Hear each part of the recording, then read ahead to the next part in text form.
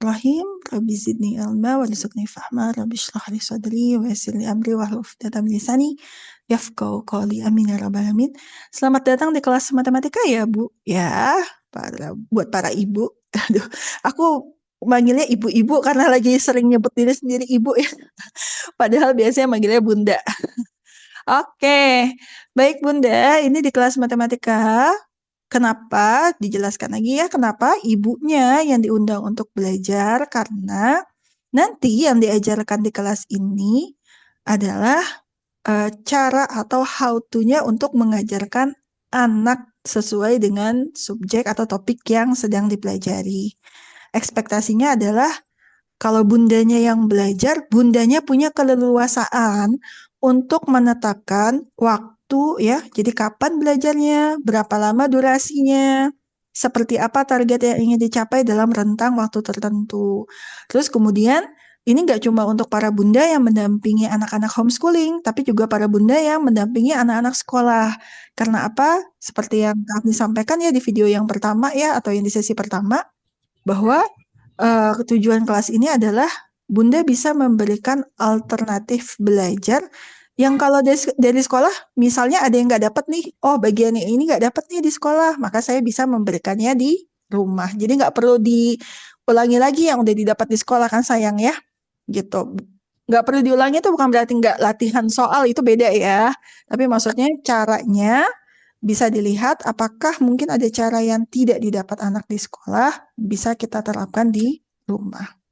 Oke, kita masuk ke bagian kedua dari bilangan, yaitu garis dan pasangan bilangan. Ya, jadi kemarin tuh kita harus lihat sudah belajar apa sih kalau misalnya di bagian pertama. Ya, di sini tuh ada checklistnya ya. Jadi checklist ini harus dicek dulu sebelum masuk ke bagian bilangan kedua ini. Jadi sebelum bagian ini kita aplikasikan buat anak, kita cek dulu apakah Ananda sudah bisa. Pertama, ini yang tujuan yang ingin dicapai ya di bagian bilangan 1. Sudah bisa menyebutkan nama bilangan 1 sampai dengan 10 belum? Sudah bisa menunjukkan dengan jari bentuk bilangan 1 sampai dengan 10. Kalau sudah oke. Sudah mengenali simbol atau lambang bilangan 1 sampai dengan 10 ya. Jadi udah bisa nih memahami 1, 2, 3. Sudah bisa mengasosiasikan nama bilangan dengan banyak benda. Ya. Jadi kalau melihat benda 5 itu seperti apa sudah tahu. Bahwa 5 nanti akan lebih besar daripada 4 atau lebih banyak daripada 4, itu sudah bisa. Maka dia sudah bisa membandingkan banyak atau sedikit benda yang jumlahnya 1 sampai dengan 10. Dan, nah, kalau tadi membandingkan bendanya ya, kalau yang ini adalah membandingkan dua bilangan menggunakan lambangnya, seperti itu. Jadi, checklist ini Bunda cek dulu pada anak ya, apakah sudah terpenuhi belum nih daftar checklist ini? Kalau belum, tidak usah buru-buru lompat. Kalau belum apa? Balik lagi ke sini. Pelan-pelan aja, belajar itu, saya selalu ingetin ya, belajar anak itu adalah proses perjalanan seumur hidup.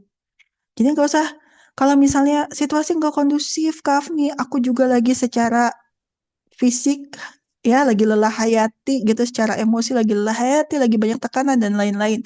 Sabar, ya, sabar. Nggak usah langsung buru-buru dikejar, pingin sampai di target tertentu. Tapi bagaimana nanti dengan di sekolah gitu ya, di sekolah tuh udah jauh, nggak apa-apa, ya.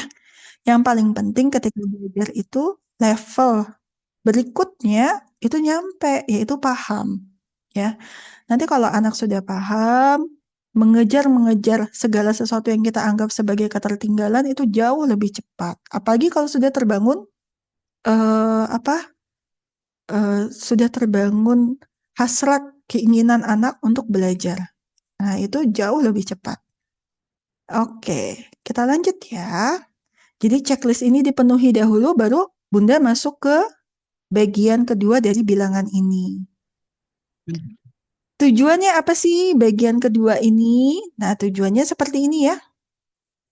Mengenalkan bilangan cacah. Nah, kalau misalnya di bagian pertama, kita tuh bilangan asli. Bilangan asli itu bilangan yang 1, 2, dan nah, maka di saat ini mulai dari bilangan cacah menggunakan garis bilangan. Mengajak anak melihat urutan bilangan dan membandingkannya pada garis bilangan. Mengajak anak menyusun dan mengurai bilangan menggunakan pasangan bilangan. Nah, ini umumnya kalau Kak dijumpai ya, biasanya itu terlewat dalam proses belajar matematika. Ya kalau misalnya yang kemarin tuh masih sering deh rutin gitu ya. Nama, lambang itu dipelajari. Tapi di bagian yang ini seringnya terlewat ya. Kita lanjut. Nah, masuk ke sini nih kita masuk ke contoh dulu ya aplikasinya ya. Bunda kalau misalnya ditanya 21 tambah 16. Pasti dengan mudah bisa jawab ya. Berapa Bun? Boleh langsung sampaikan aja jawabannya. 21. Berapa?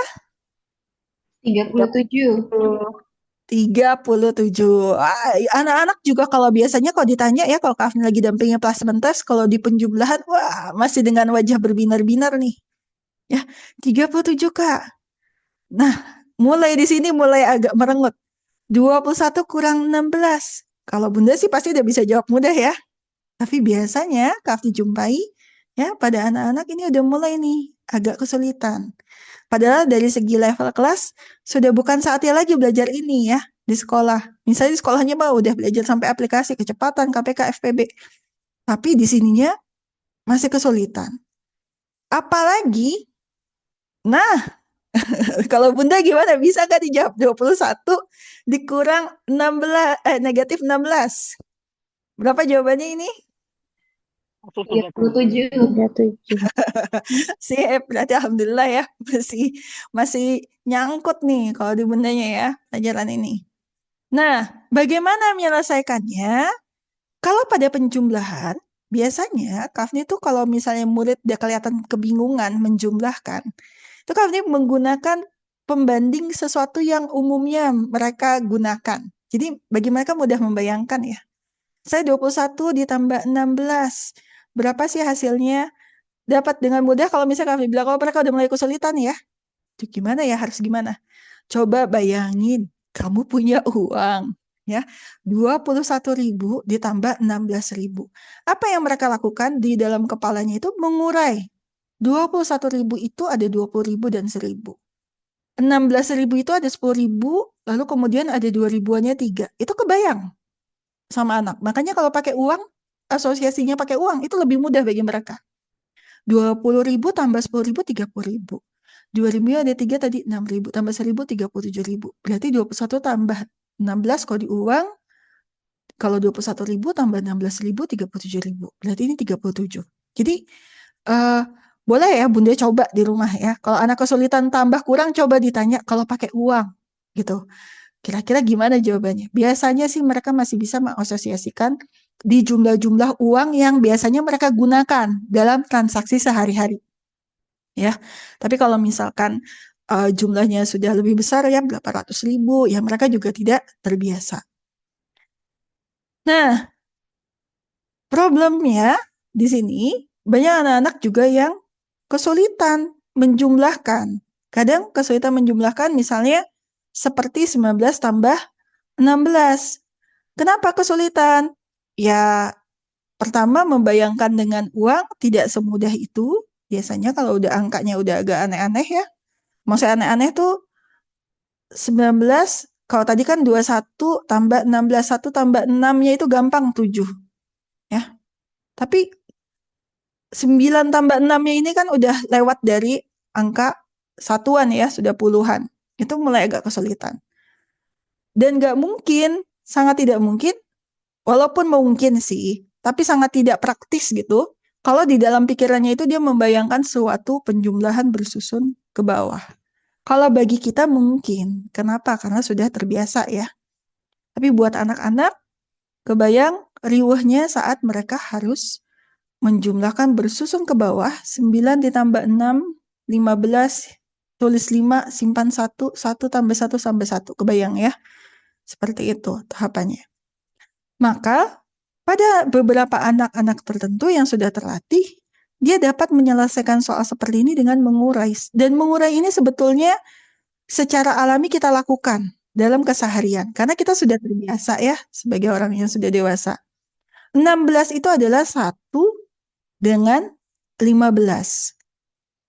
19 itu hanya butuh ditambah 1 untuk hasilnya 20. Maka 20 ditambah 15 itu 35. Ya, ada yang menggunakan cara ini enggak kalau menjumlahkan seperti ini? Kalau saya biasanya begini. Ya. Jadi saya bulatkan dulu ke puluhan terdekat dengan mengurai pasangan bilangan dari salah satunya, lalu kemudian saya tambahkan. Ada yang menggunakan cara seperti ini dalam menjumlahkan? Kalau saya pernah. Nggak pernah. Nggak pernah. Kalau saya biasanya seperti ini, ya. Jadi kalau misalnya menjumlahkan tuh saya biasanya begini. Dan itu lebih memudahkan buat saya, gitu. Oke, kadang anakku gitu, Kak. Ya, karena ini mudah, ya. Gitu. Dan dalam hal mengurangi, misalnya ya, 21 kurang 16. Ya, dia bisa nggak ya dalam kepalanya membayangkan bahwa 21 itu tersusun dari pasangan bilangan 16 dan 5. Maka ketika dikurangi, ya 21-nya dikurangi 16 ya, yang tersisa adalah 5-nya. Ya, ini contoh aplikasi dari penggunaan garis bilangan dan pasangan bilangan nanti. Ya. Atau menggunakan garis bilangan. Ya, ini saya ngambil pakai penggaris, garis bilangannya. 21, maka dia harus bergerak mundur sebanyak 16. Kalau saya bilangnya 16 lompatan, sampai di titik 5. Seperti ini. Oke, kita lanjut. Nah, dengan bilangan negatif, itu jadi lebih riuh lagi. Ya, daripada tadi. Kalau tadi kan masih tambah kurang bilangan positif. Dengan bilangan negatif, itu jadi lebih ribet lagi. Biasanya yang diajarkan secara teori ya, kami di kelas mengajarkannya gini, bilangan negatif itu berkebalikan dengan bilangan positif. Jadi kalau menjumlahkan dengan bilangan negatif, kalau bilangan positif kan nilai bilangannya makin besar. Kalau dengan bilangan negatif, nilai bilangannya jadi makin kecil, kebalikannya. Mengurangi dengan bilangan negatif, berkebalikan dengan bilangan positif, ya. Maka ia justru akan bertambah nilainya. Seperti ini. Dan saran saya, Bunda, jangan, walaupun ini instan dan cepat, tapi secara nalar tidak menjelaskan apapun. Ya, biasanya kalau di sekolah diajarnya, mohon maaf ya, diajarnya begini, saya harus ngomong dan ini sedih sebetulnya. 21 dikurang negatif 16. Min jadi positif. Secara logika, nalarnya nggak dijelaskan apapun. Kenapa min dan min jadi positif? Gitu. Minus 21 dikurang minus 16. Min kan jadi positif ya. Tapi sampai sini mentok. Harus gimana ya? Harus gimana? Min 21 tambah 16. Di sini biasanya ragu. Ya, kalau misalnya ada bisa memahami ya bahwa negatif 21 ini ditambah 16, pasti masih ada sisanya negatif, maka bisa dengan mudah menjawab. Tapi kalau enggak biasanya bingung. Karena diajarkan ya instan tadi ya, negatif ketemu negatif. Maka ini jadi positif. Nah, caranya biasanya kami mengajarkan kepada anak itu menggunakan garis bilangan. Jadi untuk mengenalkan pada bilangan bulat, nanti ya di bilangan bulat itu wajib menggunakan garis bilangan. Maka ketika menggunakan garis bilangan, itu nanti kita akan belajar ya gimana cara memahami garis bilangan. Akan mudah menjawab kenapa ketika dikurangi negatif, dia bergesernya justru ke kanan. Seperti itu. Dan lebih mudah juga melihat kenapa ketika kita menyatakan lebih besar atau bergeser ke kanan, maka hasilnya di sini akan lebih besar dari negatif 21. Ya, lebih besarnya itu justru kalau dia bilangan negatif, lebih kecil. Gitu ya kan, minus 5 penulisannya. Nah, itu dapat sama anak itu dapat lebih mudah dibayangkan dengan menggunakan garis bilangan. Seperti itu. Makanya penggunaan garis bilangan ini terutama ya buat kami di bilangan bulat itu harus wajib ya. Jadi kalau misalnya Bunda lagi dampingin anak nih belajar bilangan bulat, tambah kurang, ya, negatif, positif, gunakan garis bilangan. Oke. Apa sih problemnya ketika bagian ini di skip?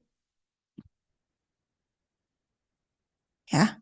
Pertama, biasanya problemnya justru baru muncul ketika tadi ya, menjumlah dan mengurangi.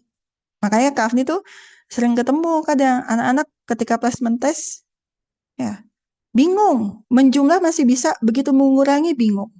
Apa yang harus dilakukan dengan operasi itu? Terus tidak terbangun number sense atau kemampuan intuitif saat melakukan penjumlahan dan pengurangan. Yang tadi, ya saya harus pakai alternatif cara yang mana saat melihat operasi ini, operasi hitung ini. Ya, apakah saya harus pakai pasangan bilangan, penjumlahan bersusun ke bawah, karena alternatif kan ada banyak. Ya, tapi semua alternatif itu termasuk penjumlahan bersusun ke bawah, itu ada dasar logikanya atau logisnya. Makanya saya lebih suka menggunakan kalau ditanya, Kak, dari sekian banyak metode matematika yang terbaru yang aneh-aneh, gitu ya, gunakan yang mana? Kalau saya selalu gunakan best practice, yang sederhana aja. Gak usah yang aneh-aneh, tapi dasar logika berpikirnya tuh ada. Gitu. Bukan cocokologi ya, cocokologi tuh ya asal mencocokkan lah, gitu. Nah, anak bingung membayangkan suatu urutan bilangan, apalagi membaca pola yang khas. Jadi biasanya kalau dikasih pola gitu, suruh diminta mengambil kesimpulan, itu bingung. Ya, 2, 4, 6, ini berapa nih? Nah, di sini kan ada Kak Faris ya, orang psikologi ya. Kalau kita tes psikotes yang kayak gini kan sering keluar ya. Sampai, walaupun nanti lebih rumit lagi ketika dewasa ya. Kenapa? Mampu nggak membaca pola dia dari suatu urutan bilangan? Ya contohnya kalau buat anak-anak pola bilangan genap atau ganjil. Gitu. Anak kesulitan di operasi hitung bilangan bulat. Nah, ini jadi kalau misalnya ada yang ketemu nih anak ya, aduh anakku Kak lagi belajar operasi hitung bilangan bulat, susah banget buat dia membayangkan tambah kurang negatif. Ya, maka boleh Bunda cek lagi tadi ya, atau ajarkan lagi dari garis bilangan tadi. Dan kesimpulannya biasanya yang sering Kak temui, anaknya yang menyimpulkan sendiri ya. Saya nggak bisa matematika Kak, ini bukan pelajaran favoritku. Gitu. Apalagi kalau anak zaman sekarang ya, saya nggak bisa matematika Kak, ini bukan pelajaran favoritku. Dan aku nggak perlu belajar matematika. Untuk apa aku belajar matematika Kak? Ada ChatGPT ya. Ya kalau dia udah menjumpai itu murid-murid yang semua latihan soalnya pakai ChatGPT dan ChatGPT-nya yang berbayar. Ya, tapi kebayang nggak sih Bun? Nanti ke depan dalam hidup itu dia kan akan menghadapi real problem sih dalam hidup. Problem yang nyata. Ya, bukan problem yang di atas kertas dapat dengan mudah diselesaikan oleh ChatGPT. Tapi kalau problemnya nyata bagaimana? Ketika kemampuan berpikirnya itu tidak dibangun. Oke, tahapan belajar pada bilangan 2 ini pertama mengenalkan bilangan cacah, yakni mulai dari 0, memahami posisi urutan bilangan dan konsekuensinya. Jadi posisi urutan bilangan itu ada konsekuensinya, lalu mengurutkan bilangan maju atau mundur pada garis bilangan cacah, mengurai dan menyusun komposisi pasangan bilangan secara konkret ataupun tidak. Oke, jadi nanti kalau sepanjang belajar ini ada pertanyaan langsung aja ya, bisa on mic atau di chat. Pertama, mengenalkan bilangan cacah. Oke. Mengenalkan bilangan cacah, ya. Nah, Bunda harus paham dulu nih bilangan cacah itu apa. Bilangan itu yang kemarin, kalau mulai dari 1, 2, 3, 4, itu bilangan asli. Ya. Biasanya kita menjelaskannya seperti ini. Kalau kamu menghitung benda, itu ya umumnya, kan kita lihat ada bendanya ya anak-anak ya. 1, 2, 3, terus seperti itu. Kemudian, kenalkan juga bilangan cacah. Bilangan cacah itu mulainya dari 0. 0, 1, 2, 3, 4, 5. Kalau sampai level SD itu yang dikenalkan biasanya 3 ya, asli, cacah, dan bilangan bulat. Kalau bulat ada positif, ada negatif. Nah, dari 0 ini, Untuk menghitung banyak benda juga bisa. Misalnya dari nggak ada, terus kemudian ada satu benda. Nol dulu nih, nol nggak ada ya. Satu, dua, tiga, empat, lima, dan seterusnya. Atau kalau yang paling terlihat banget aplikasinya, itu digunakan untuk menghitung urutan atau panjang benda. Ya, karena kita kalau dari ujung paling awalnya, itu kan kita sebutnya titik nol. Seperti itu. Nah, di bilangan cacah, karena kemarin sudah menguasai dengan baik 1 sampai 10-nya ya, di pertemuan sebelumnya, maka kenalkan bilangan menggunakan lambang bilangan langsung. Jadi nggak perlu lagi khawatir kalau misalnya 1 sampai 10-nya sudah paham gitu ya. Kenalkan bilangan cacah 0 sampai 100. Tapi ini belum menunjukkan nilai tempat ya, nilai tempat bilangan. Jadi maksudnya Bunda bisa nih mau pakai angka puluhan, di atas 10, di atas 20, seperti itu. Kenalkan bahwa fungsi bilangan salah satunya adalah menentukan urutan atau ukuran suatu benda atau panjang benda. Ya, kalau yang sebelumnya kita kenalkan sebagai membilang banyak benda, maka ini sebagai penentu urutan atau ukuran suatu benda. Dalam hal ini adalah panjang benda. Oke, apa yang dilakukan? Pertama, mengenalkan dengan menghitung panjang benda. Ya, jadi hitung benda yang ada di rumah, nggak harus tali ya. Bisa macam-macam benda. Yang pasti gunakan alat ukur. Nah, yang ini ya, ini yang agak ribetnya sebetulnya. Alat ukur yang hanya satu satuan. Karena biasanya kalau penggaris itu ada dua satuan. Ada satuan sentimeter, ada milimeter. Dan itu biasanya anak bingung. Ya, di awal-awal pertama dia pasti bingung. Kalau nggak ada yang satu satuan tuh begini. Satu, dua, tiga, ini namanya satu satuan ya. Maka buat sendiri. Ya, buat penggaris sendiri, gunakan karton gitu. Terus kemudian buat skalanya. Ukur berbagai panjang benda, pangkal benda atau ujung awalnya selalu sebagai titik nol. Karena masih mengenalkan ya. Jadi jangan langsung buru-buru. Ya, kalau dari 20 terus ke depan berapa panjangnya gitu. Kenalkan selalu dari titik nol dulu.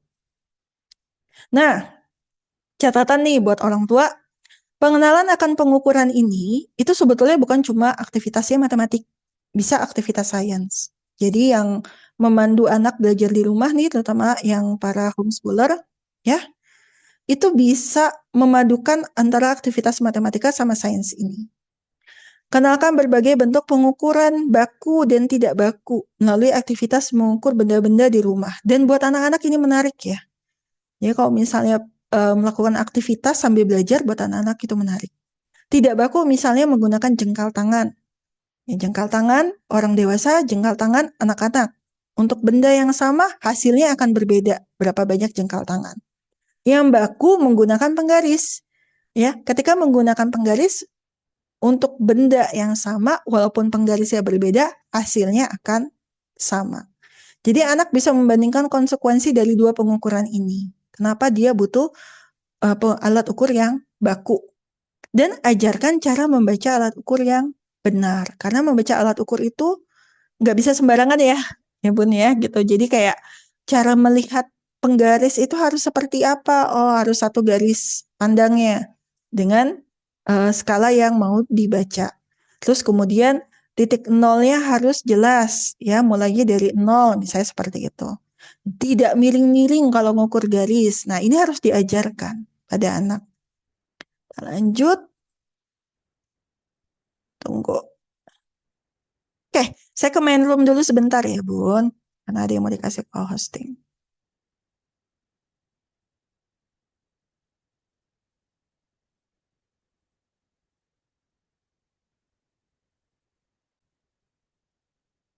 Lupa. Jadi kos ya. Oke, terima kasih. Ya, sama-sama.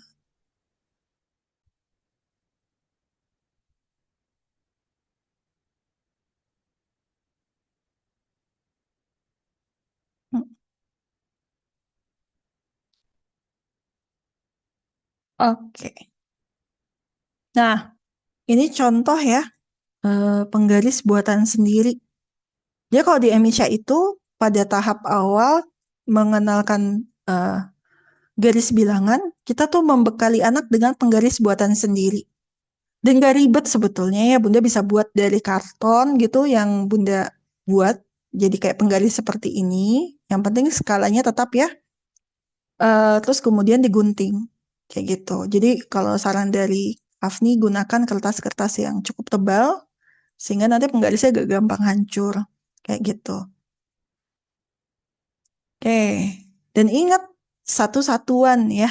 Satu satuan. Itu jelas lebih memudahkan anak untuk melakukan pengukuran.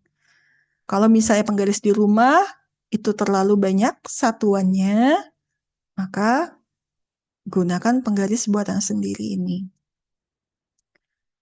Oke, tahapan berikutnya nih, sudah ada penggarisnya ya. Maka kita bisa ajak anak mengukur berbagai panjang benda. Yuk, kita ukur yuk panjang benda-benda di rumah nih. Dan dicatat hasil pengukurannya pada tabel sederhana saja. Nama bendanya apa, panjangnya berapa. Tidak perlu sertakan satuannya, ya. Cukup besarannya aja. 3, 12, 30 gitu. Gitu. Sampaikan pada anak mengenai 0. Jadi 0 itu jelas kalau kita ngukur ya, mulainya dari titik 0-nya. Seperti itu. Jadi di sini anak sudah mulai belajar pengukuran. Dan dia kemudian akan mempelajari ketika dia membandingkan panjang dua benda yang jenisnya sama tapi misalnya panjangnya berbeda. Contohnya nih, tali ya. Panjang dua tali ini. Mana yang lebih panjang? Oh, yang 5. Jadi kalau setelah diukur ya, yang 5, tali panjang 5 itu lebih panjang dari 4. Jadi ini membantu dia mengambil kesimpulan bahwa kalau kita mengukur menggunakan penggaris atau sebetulnya itu adalah garis bilangan ya, yang semakin ke kanan atau semakin panjang itu secara bendanya juga terlihat dia akan lebih panjang. Kenapa? Tujuannya nanti untuk membantu dia mengambil kesimpulan. Ya, jadi kita sebetulnya tahapan ini adalah tahapan dia belajar step by step supaya nanti dia bisa mengambil kesimpulan sendiri. Kita lanjut. Nah, baru kemudian membandingkan panjang dua benda. Jadi Bunda bisa ambil dua benda berbeda. Coba kita ukur panjang dua benda ini. Mana yang lebih panjang? Nah, di sini dia bisa menyimpulkan pita lebih panjang daripada pensil. Kenapa? Setelah melakukan pengukuran. Ya. Dan kalau dia bisa menyimpulkan, itu jauh lebih baik. Iya Bun, karena pita itu panjangnya 10, pensil panjangnya 3. Ya. Nah, itu dia bisa menarik kesimpulan berdasarkan pengukuran. Setelah dia bisa menarik kesimpulan, maka ajak dia lagi untuk memposisikan benda sesuai panjangnya. Tadi ya, ada pita, ada pensil gitu. Catat hasil pengukurannya pada suatu garis bilangan. Nah, di sini nanti ya Bunda siapkan garis bilangan. Biasanya kami ini buat seperti ini ya. Ini saya buatnya di Canva. Di Canva lalu saya cetak di atas art paper. Lalu setiap murid itu dibekali dengan apa sih, wipe clean, spidol wipe clean, ya. Karena kan nanti dia akan coret-coret-coret, bisa dihapus lagi gitu, dan gak harus buat garis berkali-kali gitu. Jadi supaya lebih mudah, biasanya kita buat di art paper, lalu dilengkapi dengan spidol wipe clean. Nah, di garis bilangan ini, anak nanti akan menuliskan ya urutan bilangannya. Misalnya pensil panjangnya 7. Di sini bisa dia tulis pensil. Atau dia mau gambar juga boleh. Oke, tentukan kotak. Mau pasang stiker. Misalnya bundanya rajin buat stikernya. Pasang stiker bendanya di sini. Itu lebih menarik buat anak-anak. Terus benda kedua. Di mana dia posisinya? Panjangnya. Oh, di 14. Sama bisa dia tulis aja pita atau digambarkan atau pasang stiker. Ya. Nah, di garis bilangan ini dia bisa lihat konsekuensinya pada garis bilangan benda yang lebih panjang akan terletak di sebelah kanan. Ya, posisinya benda yang lebih panjang akan terletak di sebelah kanan. Dan ulangi terus proses ini sampai dia bisa menarik kesimpulan. Bunda bisa pancing sih. Ternyata semakin ke kanan, posisi benda pada garis bilangan ini, dia nilainya semakin besar atau kecil ya? Oh, semakin besar. Dan sebaliknya. Jadi bisa dibalik ya, semakin ke kiri, dia nilainya semakin besar atau kecil ya. Kayak gitu. Jadi nggak hanya 2 benda, nanti bisa 3 benda, 4 benda, 5 benda dibandingkan pada garis bilangan. Nah, tahapan tadi itu sebetulnya untuk membangun anak memahami kesimpulan ini. Karena ini penting. Semakin ke kanan pada garis bilangan, nilainya semakin besar dan sebaliknya. Ya. Kalau anak sudah benar-benar menguasai ini, itu mudah nanti Bunda ngajarin tambah kurang pada bilangan bulat. Ya. Apalagi kalau nanti udah kaitannya dengan bilangan bulat negatif. Itu jauh lebih mudah. Oke. Kita lanjut ya. Nah, baru deh kasih lembar kerjanya. Jadi setelah aktivitas, kan aktivitas dulu. Ya. Baru berikan lembar kerja. Kalau di lembar kerja, kasihnya gambar aja gitu. Nggak mesti harus ada bendanya. Kalau mau pakai benda langsung juga boleh gitu ya. Tapi berarti Bunda kan harus ngumpulin bendanya. Berapakah panjang kedua pensil? Mana yang lebih panjang? Ya, bisa lembar kerjanya dicetak. Kenapa dicetak? Ya, supaya lebih mudah dicoret-coret sih ya. Dan berulanglah di tipe soal yang sama sampai anak mahir. Dan ini juga lembar kerja menentukan posisi benda. Nah, ini tahapannya ini setelah yang ini dikuasai ya. Bagian yang pertama ini dikuasai. Karena yang ini sudah lebih melatih nalar lagi. Ada 2 buah benda. Penggaris panjangnya 10, penghapus panjangnya 3. Tuliskan posisinya di garis bilangan. Ya, dia harus menentukan sendiri posisinya. 10 lebih panjang dari 3. Nah, ini bisa nggak dia mengambil kesimpulan ini?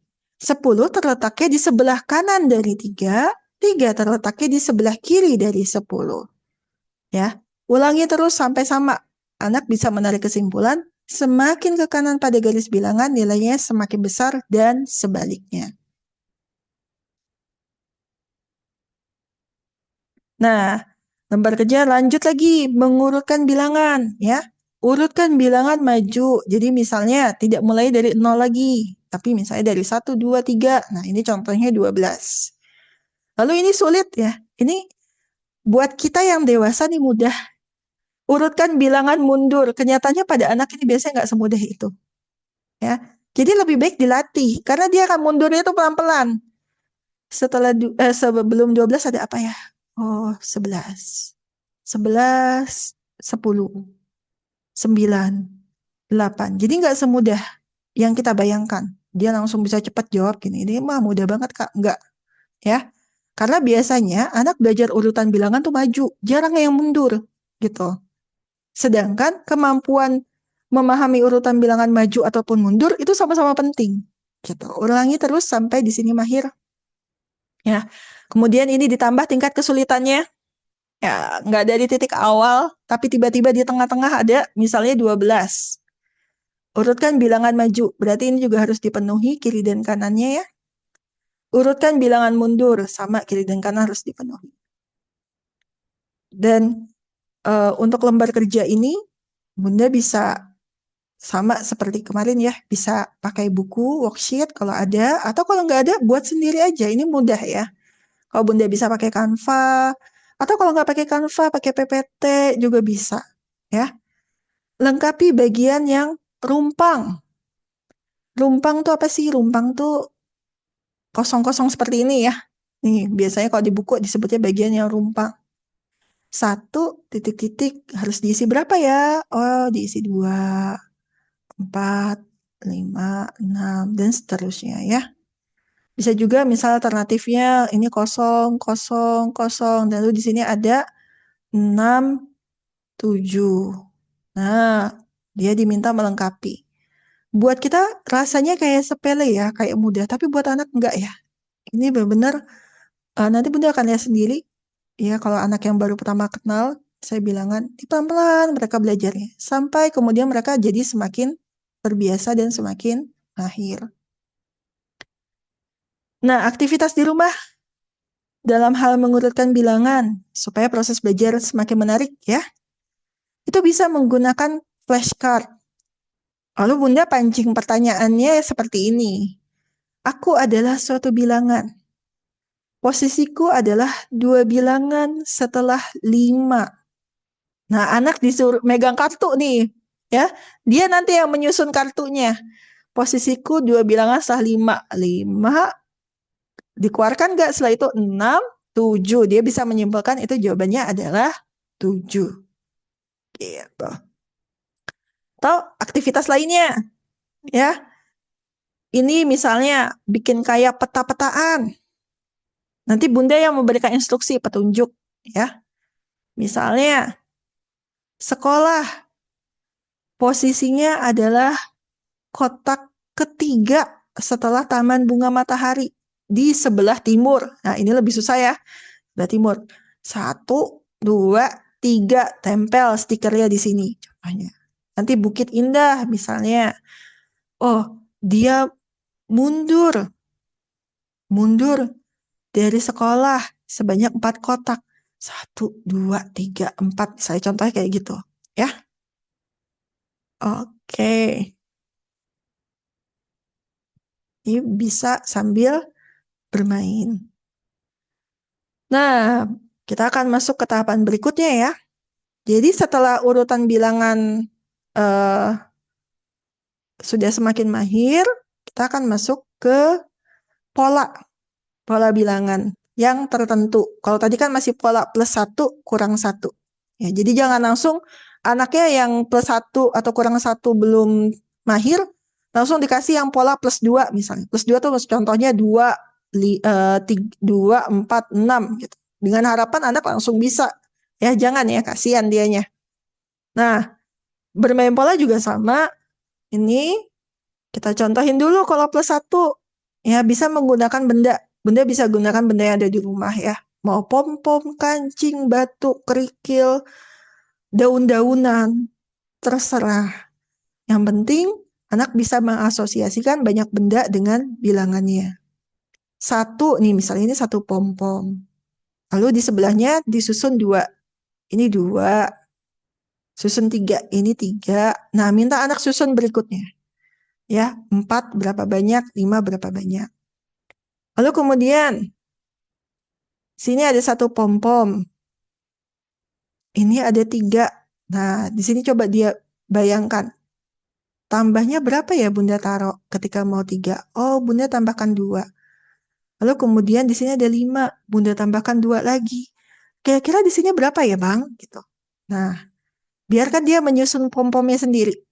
Misalnya, sampai tambahkan 2 dari 5. 7 berarti Bunda. Ya. Jadi dari aktivitas itu dia bisa melihat bahwa urutan bilangan itu bisa juga dengan pola-pola tertentu atau pola yang khas.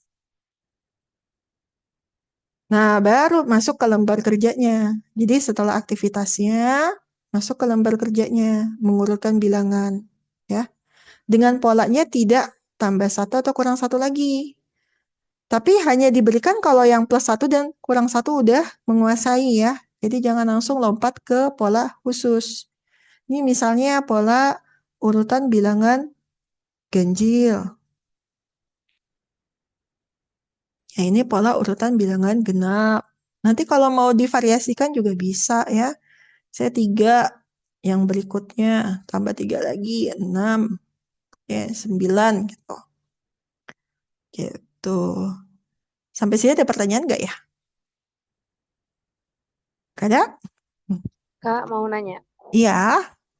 Kalau ngelihat ini soal garis bilangan, Berarti sebenarnya walaupun anaknya udah kelihatannya sudah mahir melakukan penjumlahan, pengurangan, sebaiknya tetap Hmm. diajarkan sampai dirasa memang benar-benar paham ya, karena nanti ke depannya akan ketemu sama pengurangan apa negatif tadi ya, kayak Iya. 21 kurang minus 16 gitu. Atau Mm-mm. nanti aja nunggu nunggu pas ketemu itu atau nggak apa-apa dari sekarang. Itu pertanyaan pertama. Yang kedua, kayak tadi kan yang soal nyusun pom-pom ya.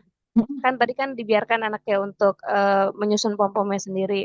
Kadang-kadang eh, apa namanya? Anak-anak itu dalam kasus apapun lah ya gitu, pada saat kita pancing untuk berpikir itu nggak kebayang itu apa ya gitu. Nah itu mancing dia berpikir itu tuh gimana ya biar nggak satu nggak intimidating, yang kedua anaknya juga nggak apa ya gimana ya nggak over clue gitu. Mm. Kebayang nggak tuh pertanyaan saya, maaf saya belepotan Mm-mm. ngomongnya Ya, ya oke, gitu. sip. Yang pertama, ya masalah garis bilangan. Kapan mulai dikenalkan kalau dia udah mahir sih penjumlahan, pengurangan, gak ada masalah gitu ya. Oke, bisa kalau misalnya dia udah terbayang ya penjumlahan, pengurangan, gak ada masalah. Tapi yang tidak ada masalah itu dalam artian kalau pengurangan misalnya 21 kurang 16, itu dia udah kebayang ya cara mencari jawabannya gitu. Itu baru tidak ada masalah. Kenapa saya masih menekankan 21 kurang 16? Karena nggak mudah ya. Ini kan kalau dikurang aja pun istilahnya tuh dia harus minjem gitu ya. 11 kurang 6, 5 gitu. Jawabannya 5. Nah ini tuh nggak mudah buat anak-anak langsung membayangkan. Tapi kalau dia udah bisa langsung membayangkan tanpa harus tulis-tulis dulu, berarti udah nggak ada masalah di sana gitu. Tapi kalau misalnya dia masih bingung, untuk pengurangan-pengurangan yang sebetulnya bisa langsung terfikir jawabannya tanpa perlu pengurangan bersusun ke bawah, ya, maka lebih baik dikenalkan gitu. Tapi kalau misalnya dia udah nggak ada masalah kok gitu, ya, udah terbiasa, udah terlatih gitu, udah terbayang tambah kurang ya memang nggak perlu untuk bersusun ke bawah ya, gitu ya.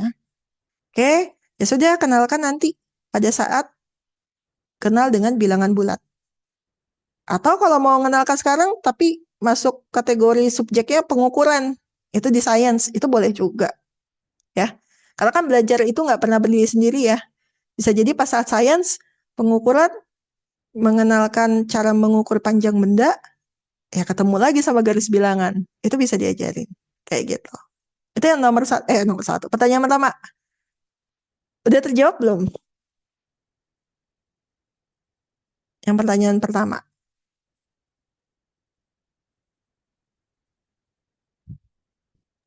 Terjawab Putih. teh. Oke, ya, gitu. Terus yang kedua, yang masalah pom-pom. Gimana nih kita ngasih petunjuknya supaya nggak over clue, tapi dia mau mikir. Ya step by step yang tadi yang disampaikan. Itu dikuasai dulu. Ya. Jadi jangan langsung lompat.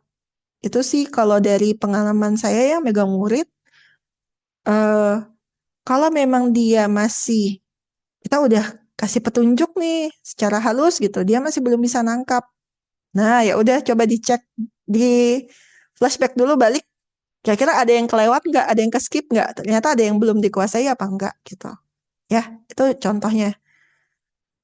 Atau paling setelah tadi dicek nggak ada tuh nggak masalah, dia dia aman-aman aja udah menguasai dan memang sudah sampai di tahap ini, ya bisa dicontohin dulu nggak apa-apa, gitu ya. Dicontohkan. Lihat, nih Bunda ambil satu pom-pom, ini ada satu.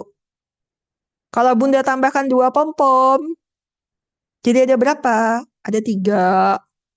Bunda tambahkan dua pom-pom lagi. Ada berapa? Ada lima. Ya. Berikutnya, Bunda kan masih akan menambahkan dengan jumlah yang sama.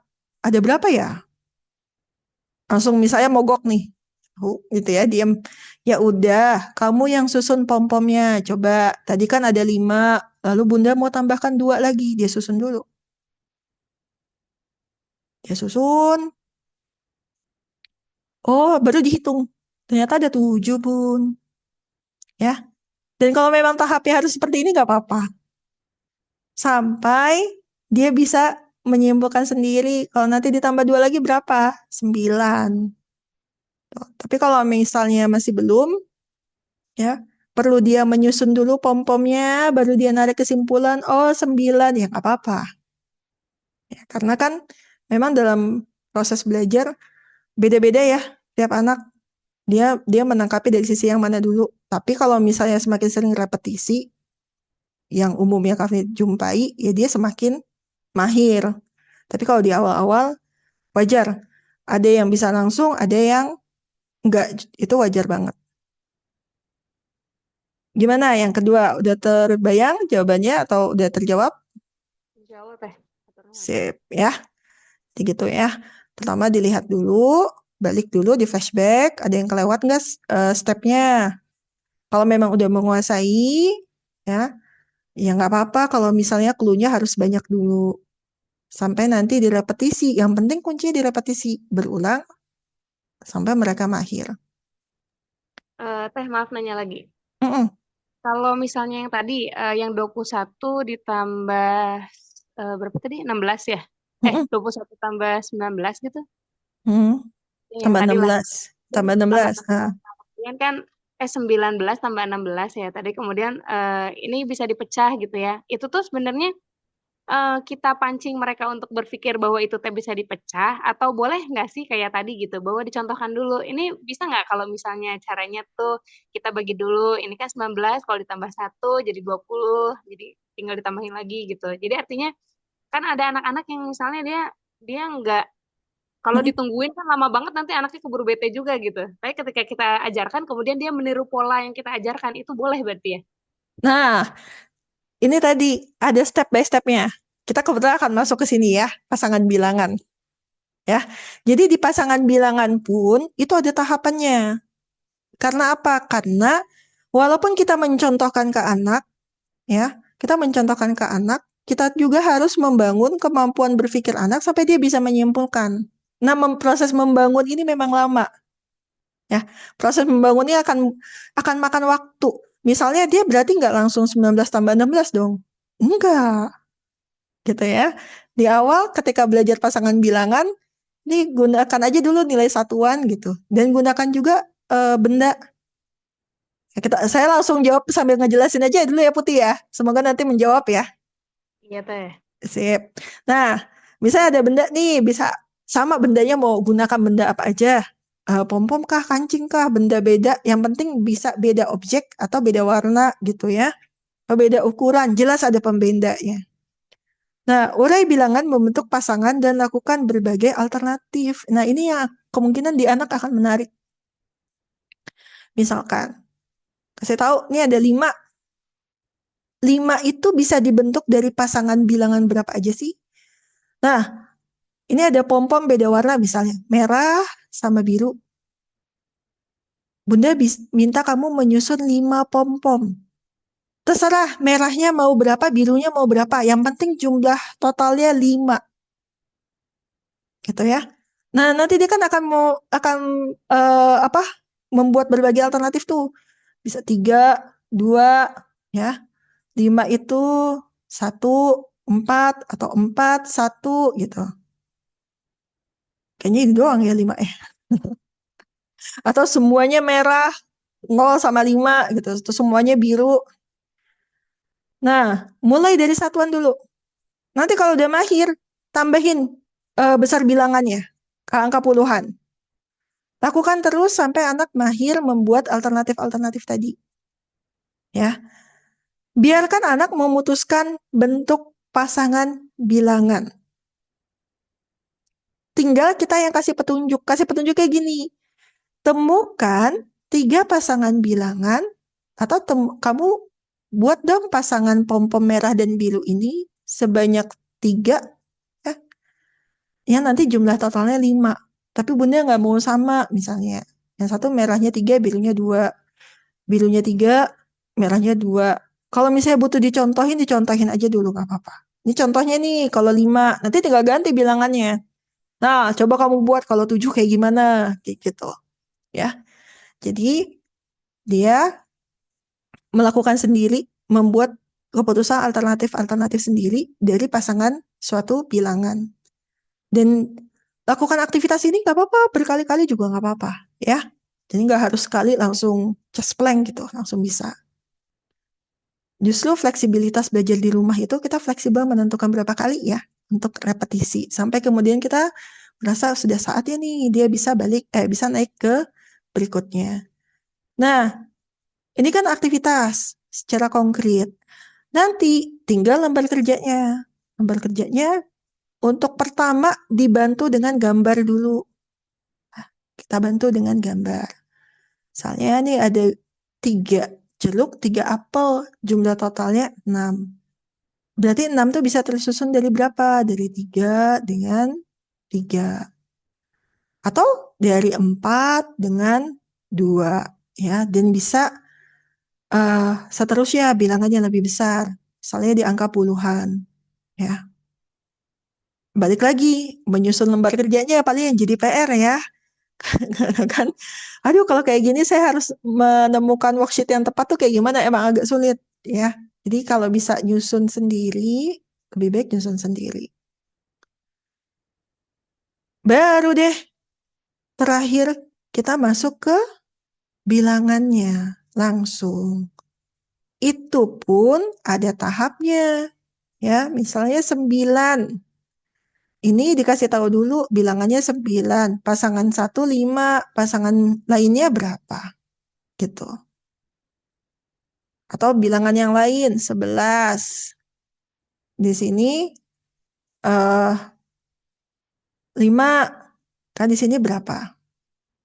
Terus begitu. Nanti sudah mahir, ya tinggal dia minta memutuskan alternatifnya sendiri. 13 kosong-kosong aja. Nanti dia bisa ngisi berapa. Kita tinggal minta aja ya yang 13 ini coba kamu buat 3 pasangan bilangan yang berbeda. Gitu. Atau bisa divariasiin bilangan utamanya yang kosong, ya, dia diminta menyusun berdasarkan pasangan bilangannya. Berapa sih? 4 dan 11. Oh, jadi 15. Saya contoh seperti itu. Nah, tapi kalau sampai sini, ini kan belum menjawab pertanyaan Putih ya tadi ya. Gimana kalau 19 tambah 16? Ya, karena memang ini tahapannya masih mengenalkan pasangan bilangan, belum menggunakan pasangan bilangannya untuk menjawab penjumlahan. Maka saran dari aku sama Putih, kenalin dulu yang bagian ini, ya, sampai dia mudah membayangkan bahwa 19 itu misalnya, atau tadi ya, 16 itu 1 dan 15.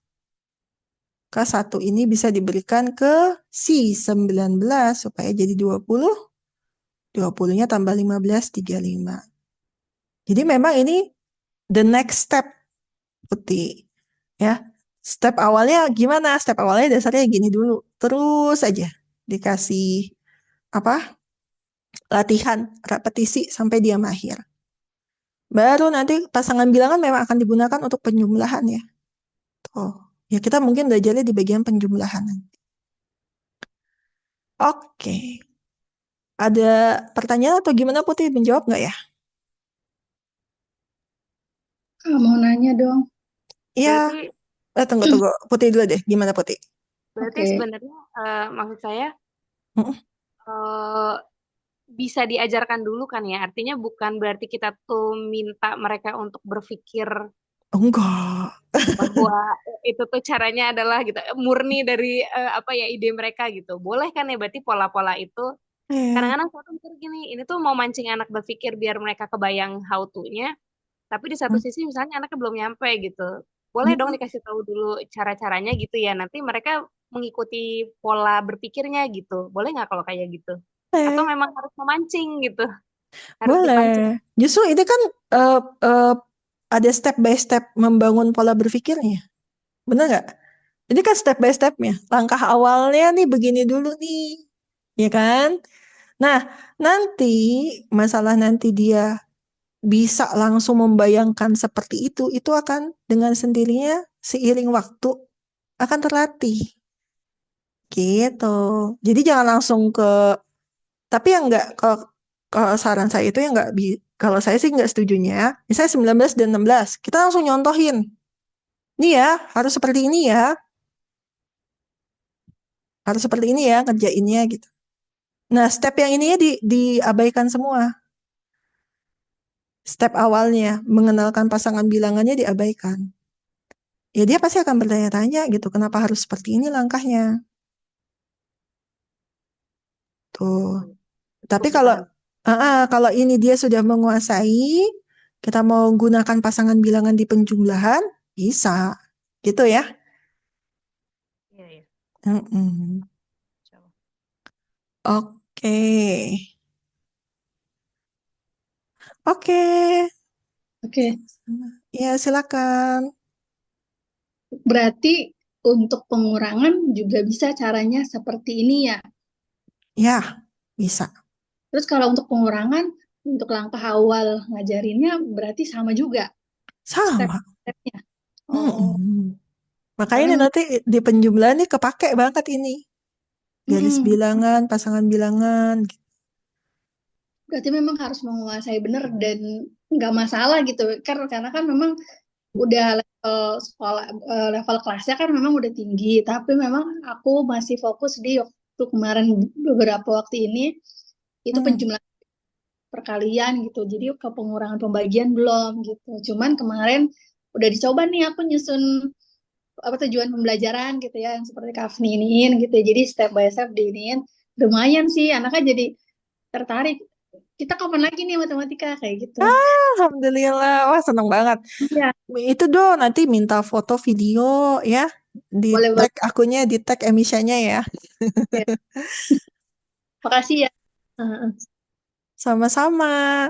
Jadi memang pertanyaannya adalah kalau anak saya sudah jauh nih belajarnya di sekolah, gimana nih? Mesti nggak sih harus diulangi gini? Nah, kalau di kita selalu wajib, hukumnya kita bilangnya wajib. Karena perhitungan dasar itu jelas berpengaruh banget. Perhitungan dasar itu jelas berpengaruh banget untuk kedepannya mau belajar apapun.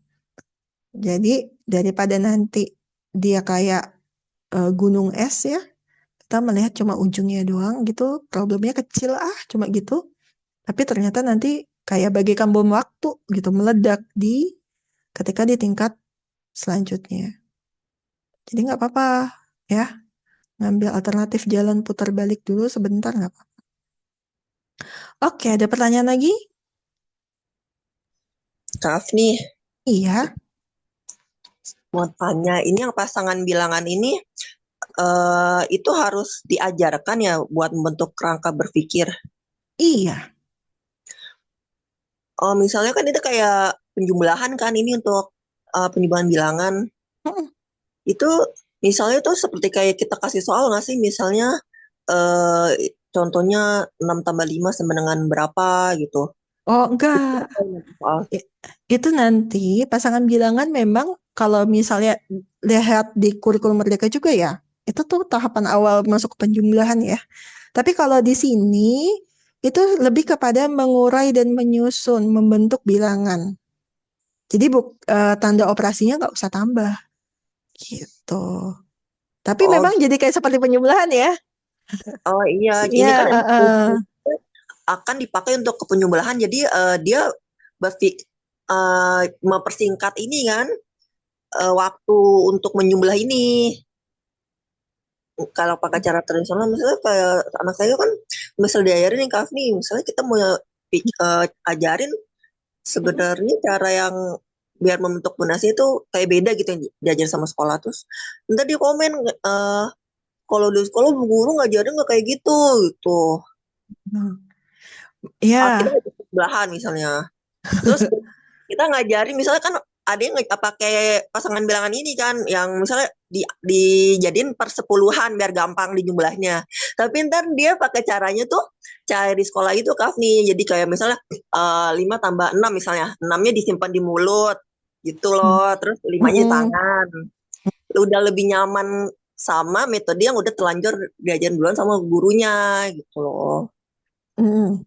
Ya, jadi gimana nih kalau misalnya di sekolah beda metodenya gitu Atau kan? pakai lidi gitu, pakai lidi kan, ada yang pakai lidi. itu nanti biasanya kita belajarnya, saya juga pakai benda tapi di penjumlahan, nanti di bagian bab penjumlahan. Kalau ini kan memang untuk apa ya, membangun tadi number sense mengenai bilangan itu sendiri ya, bahwa bilangan itu disusun dan bisa diurai jadi berbagai bilangan gitu. Nah, kalau misalnya beda nih sama di sekolah, caranya gimana? Caranya biasanya saya selalu sampaikan, buatlah proses belajar di rumah itu lebih menarik gitu. Jadi yang di sekolah misalnya ngerjain latihan soal, di rumah jangan latihan soal dulu, ya masuk ke aktivitasnya aja dulu. Aktivitas, misi worksheetnya dikit, tapi aktivitasnya lebih banyak. Itu lebih menarik kan ya buat anak. Jadi nggak ada masalah sih, gitu aja sih Bu. Jadi bikin ini aja ya, Hmm. bertolak sekolah gitu. Misal di sekolah apa kita jangan ikutin. Enggak gitu juga. Kalau di sekolah memang sejalan, nggak apa-apa diikuti. Gitu. Tapi kalau misalnya, itu kan bunda yang bisa lebih merasa ya. Kalau Saya review gini, soal gitu di sekolah mm-mm, kita lihat udah belajar apa sih, terus kita bahas lagi tuh di rumah. mm-mm. Ya, itu bagus. Tapi dilihat fundamentalnya anak sudah kuat atau belum. Gitu.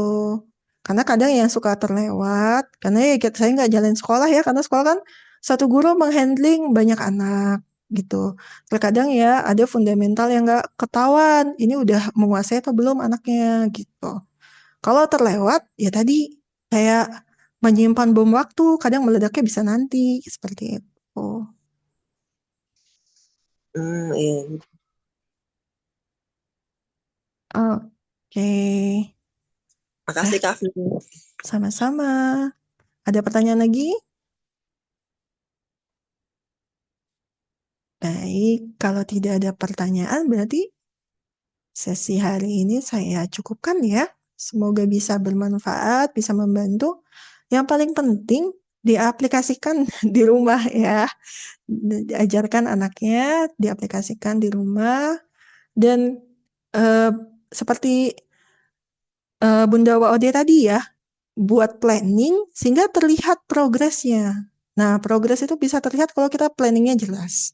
Tapi kalau planningnya nggak jelas, kita akan kesulitan untuk memantau progres belajar anak yang sudah kita berikan nih, dia benar-benar menguasai atau tidak. Itu kesulitan bagi kita untuk menakar atau mengukur progresnya. Baik, kalau tidak ada pertanyaan lagi, Alhamdulillah, sesi hari ini saya tutup dengan doa penutup majelis. Mau Bismillahirrahmanirrahim. nanya lagi Kak? Iya, silakan. Tinggalan. Masih boleh ya Kak? Ya. Mau Mm-mm. nanya lagi nih Kak.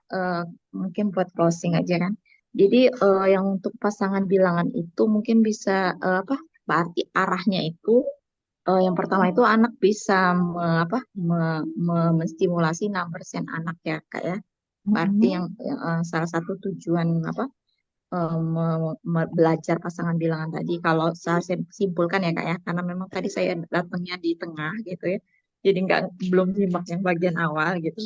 Berarti tujuan kita belajar pasangan bilangan tadi, kalau saya tarik kesimpulan ini boleh dikoreksi ya Kak ya, karena Mm-mm. saya baru di tengah. Yang pertama itu mengasah number sense anak tadi, gimana kepekaannya terhadap angka-angka tadi kan dengan memecahkan banyak cara agar menimbulkan angka tersebut seperti itu yang pertama yang saya simpulkan. Yang kedua itu berarti ini nanti bisa jadi eh, apa satu cara metode kita untuk membantu penjumlahan dan pengurangan di tahap selanjutnya gitu ya kayak khususnya Ya. nanti ketika udah nyampe di level lebih dari 10 gitu ya. Mungkin kalau masih di angka 10 mungkin bisa pakai jari gitu ya. Kalau misalkannya tapi kalau misalnya angkanya udah lebih dari 10, kemampuan anak mendeteksi yang pasangan-pasangan bilang itu bisa dijadikan metode untuk penjumlahan atau pengurangan. Itu yang saya tarik simpulan ya kayak tujuan pembelajaran dari anak kita mempelajari pasangan bilangan ini. Karena ini sih Kak, saya juga mengkoreksi juga anak-anak kan. Anak saya yang tertua itu kelas 4 SD itu kadang kalau saya tanya, misalnya 21 dikurang 16 berapa, dia itu masih ada sedikit jeda untuk berpikir gitu ya. Kayak ngurut, dia kayak masih pakai tangan gitu ya Kak ya. Karena memang urutan-urutan kayak minjem dan sebagainya itu bagi beberapa anak itu masih abstrak gitu ya kak ya, masih abstrak gitu ya.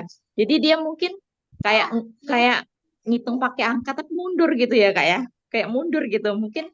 Jadi saya tuh jadi sempet sempet apa melihat ketika belajar apa pola bilang, bukan pola bilangan, garis bilangan tadi.